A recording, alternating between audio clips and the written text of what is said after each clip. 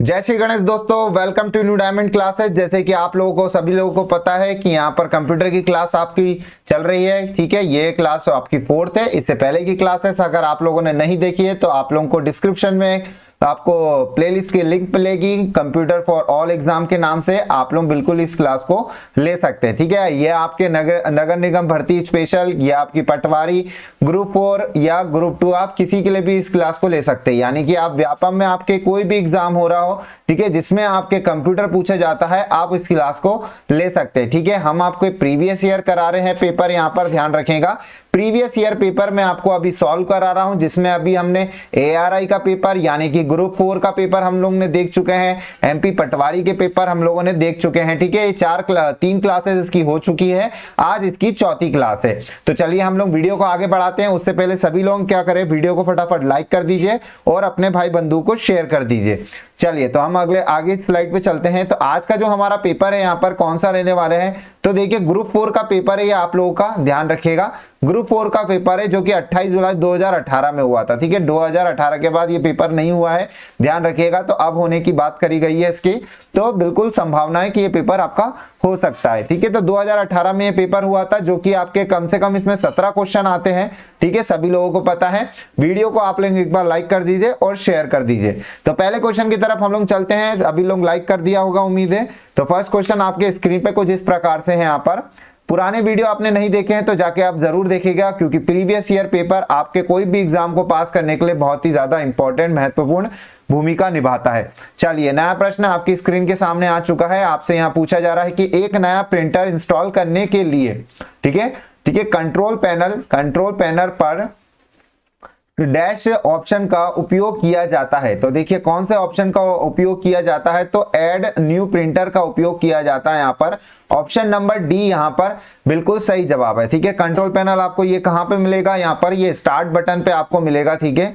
Start button आपके यहाँ पे मिलेगा कंप्यूटर की जो यहाँ पर कॉर्नर में, लेफ्ट कॉर्नर बॉटम में आपको बिल्कुल मिल जाएगा। यहाँ पर वहां पर आप जाके डिवाइस प्रिंटर या ऐड प्रिंटर पे जाके क्लिक करेंगे तो आपका प्रिंटर ऐड हो जाएगा। ठीक है, ऐड प्रिंटर पे आपको क्लिक करना पड़ेगा।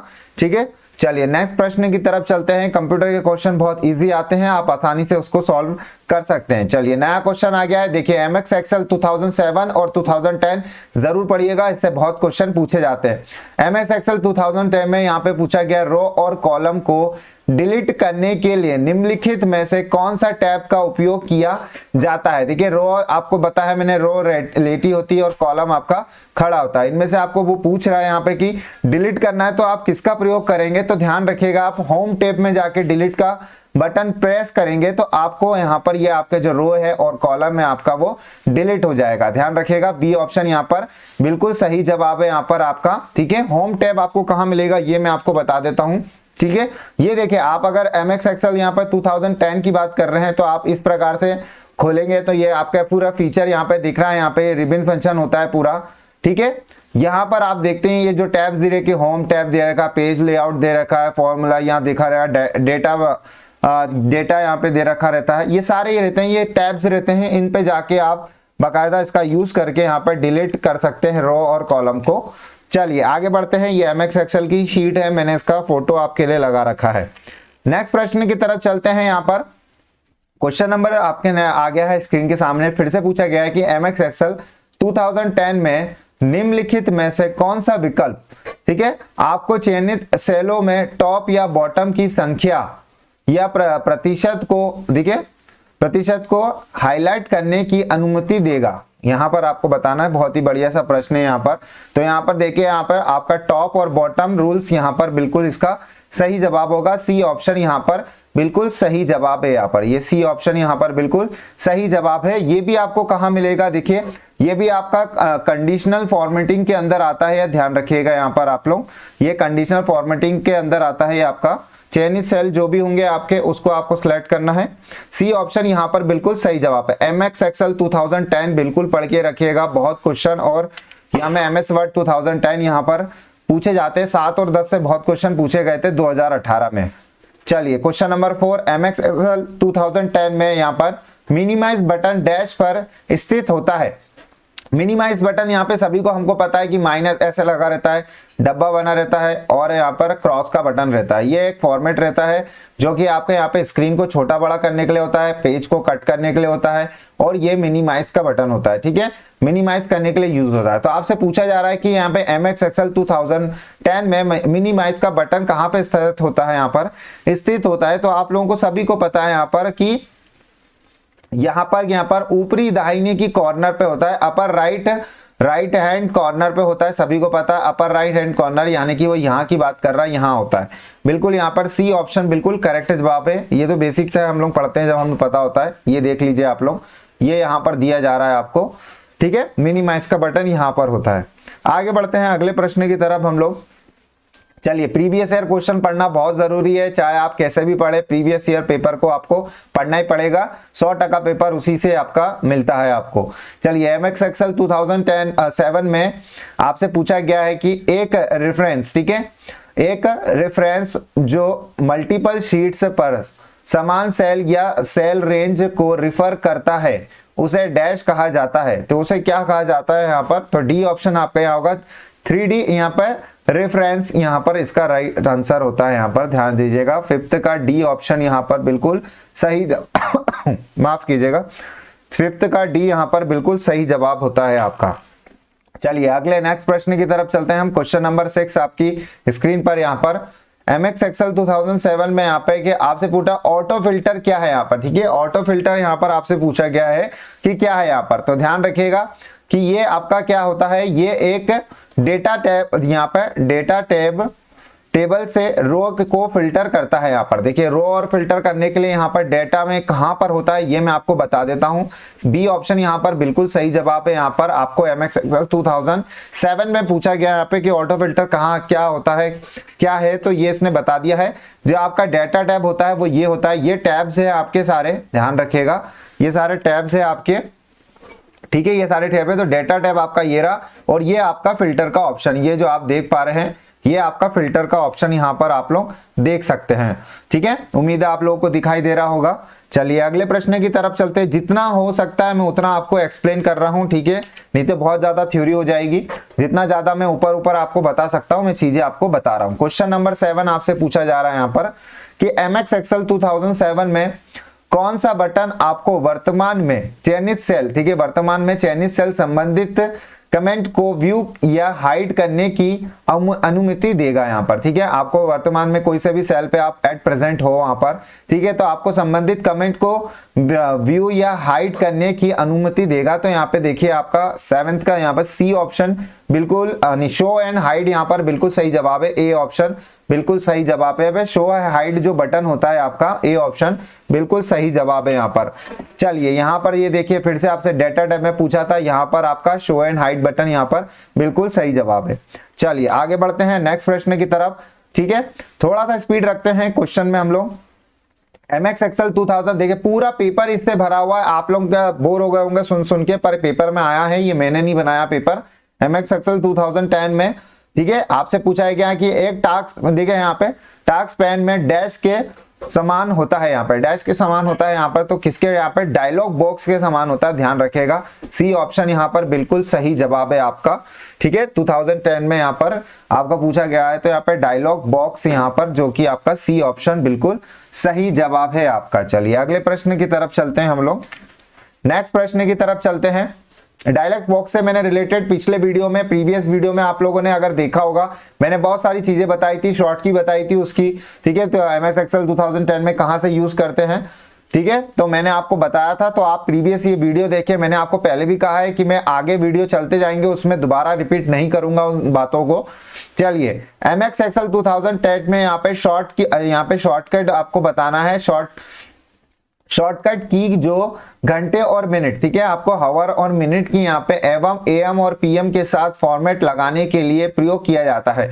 तो ध्यान रखिएगा, इसका जो राइट आंसर होगा यहाँ पे कंट्रोल शिफ्ट और @ यहाँ पर इसका राइट आंसर होगा। डी ऑप्शन यहाँ पर इसका सही आंसर है, यहाँ पर ध्यान रखिएगा, 9th का डी ऑप्शन यहाँ पर बिल्कुल सही जवाब है। चलिए, तो इसी वजह से मैं आपको कह रहा हूं कि देखिए, अब जैसे ये क्वेश्चन आया है MX वर्ड 2007 में यहाँ पे डिफॉल्ट रूप से फाइल डैश के एक्सटेंशन, मैंने एक्सटेंशन बताया आपको कि एक्सटेंशन क्या होता है, कोई भी फाइल होती है उसके बाद जो डॉट लगा के जो यहाँ पे लिखा जाता है वो उस फाइल का एक्सटेंशन होता है। ठीक है, जैसे PDF भी आपने देखी होगी, आपने कोई PDF नाम से सेव करी आपने, ठीक है, तो आपने देखा कि करण सर की कंप्यूटर की PDF है तो PDF लिखा रहता है, उसके बाद ये एक्सटेंशन होते हैं, ये मैं सारे बता चुका हूं। अब उसने बोला कि डिफॉल्ट रूप से जो फाइल में आता है वो ध्यान रखेगा, 2007 की बात पूछ रहा है यहाँ पे, तो ये आपका ए ऑप्शन .docs करके यहाँ पर आता है एक्सटेंशन, आपका ए ऑप्शन। मैं आपसे पहले भी बताया, कल के ही वीडियो में ये बताया था, ये क्वेश्चन आया था, बस थोड़ा सा घुमा हुआ क्वेश्चन था ये। चलिए आगे बढ़ते हैं, यहाँ पर PDF के लिए यहाँ पे .pdf एक्सटेंशन का यूज होता है, ध्यान रखिएगा। यहाँ पे सभी लोग यहाँ पर रेगुलर जो क्लासेस होती है उसको बिल्कुल देखिए, अगर आपको टाइम नहीं मिलता है तो बिल्कुल ये क्लासेस आप बाद में देख सकते हैं, पर देखिए जरूर रेगुलर बेसिस पे देखिए, इसलिए डेली वीडियो आपके लिए कंप्यूटर का आता है, ये भी ध्यान रखिएगा। MS वर्ड 2010 में किसी भी शब्द को नीचे टाइप करते समय आने वाले यहाँ पे लाल रेखा अंकित की करती है। यहाँ पर देखिए, हमको सभी को पता है लाल रेखा 2010 की बात नहीं कर रहे हैं, बाकी किसी में भी बात कर लेंगे आप लोग। गलत वर्तनी जब होती है शब्द की तो वो यहाँ पर लाल डॉट आ जाता है उसमें, ठीक है, लाइनें आ जाती है उसमें। डी ऑप्शन बिल्कुल सही जवाब है। जैसे आपने लिखा यहाँ पे, ठीक है, करण लिखना चाह रहे थे पर किरण लिखा गया तो वो ऐसे लाइनें यहाँ पर कर देगा यहाँ पर, ठीक है, उसके नीचे। तो ये जो अंडरलाइन आपकी जो लाइनें आती है रेड कलर की, लाल रेखा जो आती है वो गलत वर्तनी का प्रयोग होता है उसमें। चलिए आपसे नया क्वेश्चन पूछा जा रहा है, क्वेश्चन नंबर नेक्स्ट आ गया आपकी स्क्रीन पर। MS वर्ड 2010 में यहाँ पे फॉन्ट रिबन के लिए निम्नलिखित में से किस शॉर्ट की का इस्तेमाल किया जाता है। देखिए फॉन्ट रिबन 2010 में, ये भी ध्यान रखिएगा आप लोग, MS वर्ड 2010 में फॉन्ट रिबन, ठीक है, फॉन्ट रिबन के लिए यहाँ पे आपसे पूछा जा रहा है कि किस शॉर्ट की का इस्तेमाल किया जाता है। तो ध्यान रखिएगा, इसमें जो शॉर्ट की यूज होती है वो आपकी होती है कंट्रोल, यहाँ पर आपका डी यूज होता है, ध्यान रखिएगा। सी ऑप्शन यहाँ पर बिल्कुल सही जवाब है। जो 12 नंबर का क्वेश्चन है यहाँ पर आपका कंट्रोल डी का यूज किया जाता है, आपके शॉर्ट की जो है यहाँ पे फॉन्ट रिबन को यहाँ पे निम्नलिखित में शॉर्ट की में इस्तेमाल किया जाता है तो वो कंट्रोल डी यूज किया जाता है। कंट्रोल VS आप पुराने वीडियो देखेंगे तो मैं बता चुका हूं आप लोगों को कि इन शॉर्ट कीज का क्या काम है। क्वेश्चन नंबर नेक्स्ट आ गया आपकी स्क्रीन के सामने कि MS वर्ड 2010, देखिए पूरा उसी से भरा हुआ है पेपर, जिसने भी ये पढ़ा होगा, जिनका भी पेपर होगा उनका सिलेक्शन बिल्कुल हो गया होगा, कंप्यूटर में पास हो गए होंगे वो। किसी कैरेक्टर को ऊपर एक छोटे कैरेक्टर को बनाया जा सकता है जो डैश कहलाता है। बहुत ही अच्छा, आप लोगों ने देखा होगा, जैसे अपन लोग कल की बात ले लेते हैं, कल का क्वेश्चन था, जैसे लिखा था 10 की पावर 30 लिखी हुई है, 10 की पावर, तो ये जो ऊपर लिखा हुआ है, जैसे 10 की पावर नीचे लिख देते हैं, जैसे लॉग में लिखते हैं हम लोग, नीचे लिखते हैं जो अक्षर, तो ये जो नीचे लिखते हैं ऊपर लिखते हैं, इनके बारे में आपसे पूछा जा रहा है, ठीक है। अभी उसने पूछा ऊपर एक छोटे कैरेक्टर को बनाया जा सकता है जो डैश कहलाता है, तो जो ऊपर जो कैरेक्टर आता है उसको क्या कहा जाता है, यहाँ पे सुपर स्क्रिप्ट कहा जाता है। सी ऑप्शन, ये बिल्कुल ध्यान रखिएगा, बहुत ही इंपॉर्टेंट क्वेश्चन है और बहुत ही कॉमन फंक्शन है जो आपको पता होना चाहिए कि ऊपर लिखने वाले को क्या कहते हैं और नीचे लिखने वाले को क्या कहते हैं। तो सुपर स्क्रिप्ट यहाँ पर कहा जाता है जिसको ऊपर लिखते हैं। जैसे आपने ऑप्शन देखा होगा, मैं आपको शो करता हूं फोटो के माध्यम से, ठीक है, ये देखिए, ये आपने देखा होगा, यहाँ पर देखिए ये ऊपर लिखा हुआ है, यहाँ पर जैसे लिखा हुआ है x की पावर यहाँ पर लिखी हुई 2, तो ये जो है यहाँ पर ये आपका क्या सुपर स्क्रिप्ट यहाँ पर इसको कहा जाता है, जो कि हमारा पूछा गया था। सी ऑप्शन है यहाँ पर, ठीक है। और सब स्क्रिप्ट यहाँ पर जो नीचे लिखा जाता है, यानी कि x की पावर अगर 2 लिखी है यहाँ पर, जो नीचे लिखी गई है इसको कहा जाता है सब स्क्रिप्ट, ध्यान रखिएगा। सुपर स्क्रिप्ट और सब स्क्रिप्ट यहाँ पर आपको बता दिया गया है। नेक्स्ट प्रश्न की तरफ चलते हैं। देखिए फोटो के माध्यम से जितना ज्यादा एक्सप्लेन हो सकता है मुझसे हो सकता है, और भी ज्यादा हो सकता है, पर मुझे जितना बनेगा, मैं जितना बता सकता हूं आपको, मैं आपको बता रहा हूं जितनी मेहनत मुझसे हो पा रही है आपके लिए।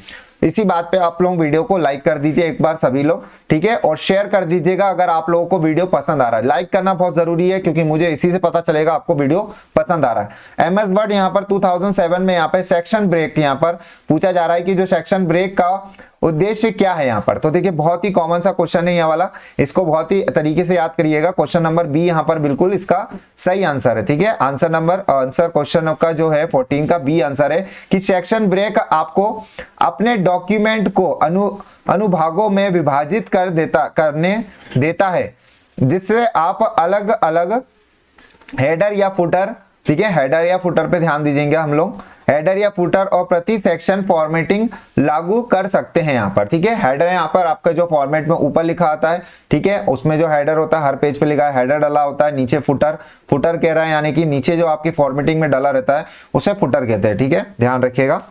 चलिए हर पेज पे हेडर फुटर होते हैं, ध्यान रखिएगा। क्वेश्चन नंबर 15 आपकी स्क्रीन पे पूछा जा रहा है यहाँ पर कि सीपीयू, ठीक है, सीपीयू और मेमोरी यहाँ पर पूछे जा रही है आपसे पर स्थित होते हैं, किस डैश पर स्थित होते हैं, तो मदरबोर्ड पे स्थित होते हैं, ध्यान रखिएगा। यहाँ पर डी ऑप्शन बिल्कुल सही जवाब है आपका, डी ऑप्शन बिल्कुल सही जवाब है। सीपीयू का यहाँ पर क्या ब्रेन ऑफ कंप्यूटर भी कहा जाता है, मैंने पहली ही क्लास में आपको बताया था, सीपीयू का फुल फॉर्म भी बताया था, सेंट्रल प्रोसेसिंग यूनिट। यहाँ पर मदरबोर्ड इसका राइट आंसर होगा, ध्यान रखना।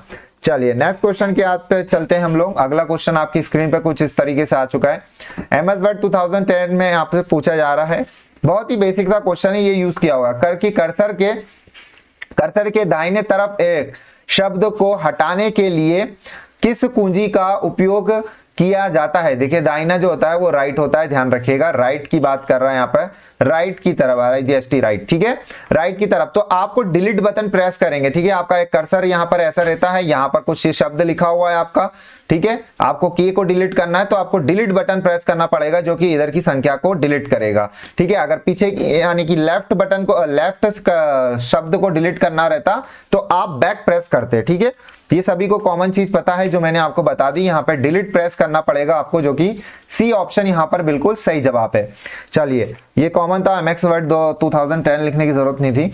चलिए क्वेश्चन नंबर 17 आपसे पूछा गया है सॉफ्टवेयर के बारे में, यहाँ पर कि सॉफ्टवेयर के बारे में निम्नलिखित में से कौन सा कथन सही है, यहाँ पर आपको सही बताना है। तो देखिए इसे छुआ नहीं जा सकता है, सीधे हमें दिख रहे हैं कि सॉफ्टवेयर मैंने इस पीसी में डाल रखा है अगर, तो मैं उसको छू नहीं सकता, ठीक है, वो अंदर इनबिल्ड है, ठीक है। बी ऑप्शन यहाँ पर बिल्कुल सही जवाब है कि इसे छुआ नहीं जा सकता है। बहुत ही इजी सा क्वेश्चन था ये, तो हम लोग सॉल्व कर सकते थे।